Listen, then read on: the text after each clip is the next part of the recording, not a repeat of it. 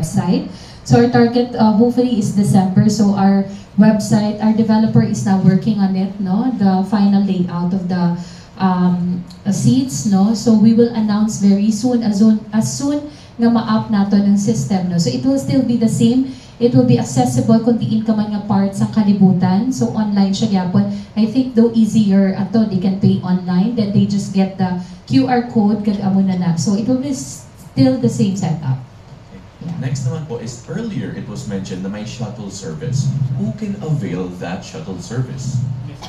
Yeah, ang shuttle. I'll give the kay Ms. Carmel. Shuttle service. Thank you, Kevin, for that question.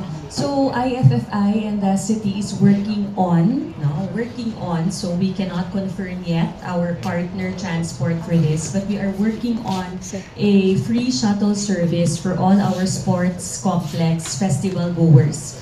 This will make it more convenient for them, no, to go to and from sports complex, no? We are still also finalizing the pick-up and drop-off point, but most definitely sa isagid nga lugar nga convenient para sa tanan, no?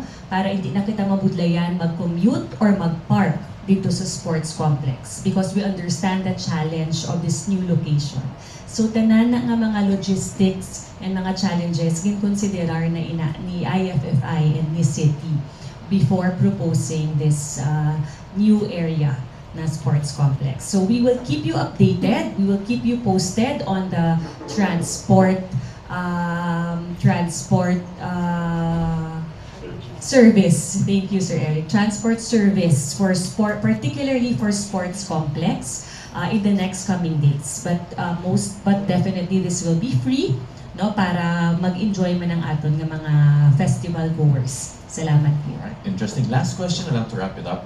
With the recent bomb threats around Iloilo, will there be another signal jamming during the Dinagyan season? Okay. We'll have to discuss this matter with the PNP, but normally what happens is every year gina-recommend, no, sang ICPO ang pagbutang sang signal jam, but it will depend again with the LGU, no, and sa aton man nga DRRM kung ano ang mga recommendations. So we will update, no, but yun, that's it for now. But yun, isa sa plan namon during the events, before mag-start ang program, we will have some public safety reminders para sa tanan nga mga audience namon during the event. Yeah. Sige. So